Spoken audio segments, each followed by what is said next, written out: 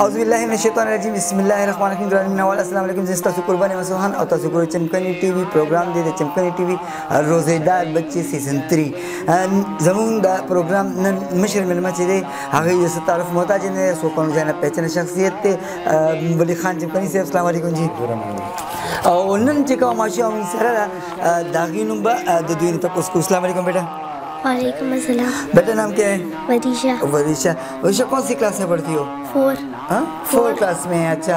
कितने रोजे रखे बेटा आपने? ये दूसरा रोजा है। दूसरा रोजा है। क्या वो आज हमें सुनाएंगी नात पोएम सूरत क्या सुनाएंगी? सूरत अन्नास। जी बेटा।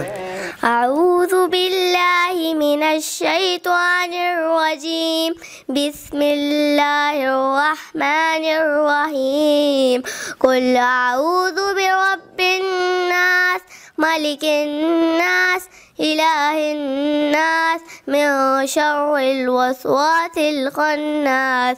अल्लज़ी युवस्विसु फ़ी सुदूरिन्नास मिनल जन्नति वन्नास सदक़ल्लाहुल अज़ीम।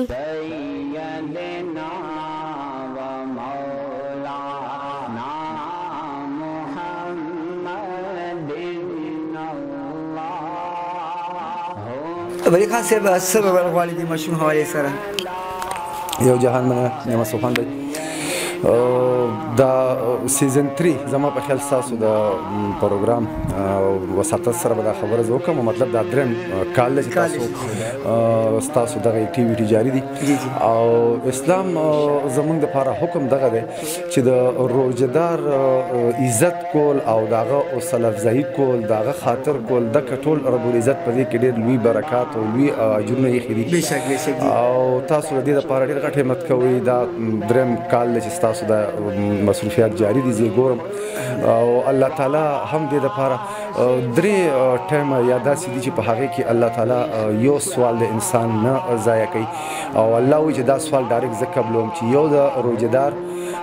کم ټایم د روژه ماتي د بانک ټایم یو دی ماته ناست یو دی د بانک نه د روژه نه ماتي دغه ټایم به د هر سوال زه قبلوم دویم هغه چې کم حاکم وخت وي باچا د وخت چې یا موږ ته مشر وایو او هغه ایمانداره او دیانتداره وي د خپل قوم سره په خلوص وي د هغه سوال الله تعالی نه رد کوي یو د مظلوم چې په هغه باندې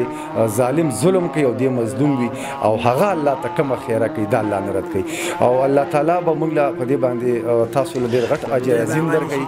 او دا ستاسو ډېر دا یو اکټیویټي تاسو کوئ دا ماشومانو کې یو شعور راوستل دي دا بچیو دا تلاوت وکړو دا د دې دا دویمه روژه ده دا به نور ماشومان ګوري هغوی کې به دا شعور راځي او خدای دې وکړي چې زموږ په چاپېرچل کې همدغه ماشومان د یو بل نه د ښو زده کړه وکړي یو جهان مننه یم خان تاسو له دې الله اجر درکړي د دې نیک کار ډېره مننه شکریه دي ستاسو یو ځل بیا زه ستاسو مننه کوم ستاسو دا کوم چې تاسو تشریف راوړو مینهوال دا زموږ نننی پروګرام کې چې ستاسو ماشوم روژه نیولي نو په لاندنۍ اپریشن نمبر سره باندې موږ سره رابطه کوو موږ ستاسو د ماشوم حوصله افزایي لپاره په دې خبره تاسو نظر هم د الله په امان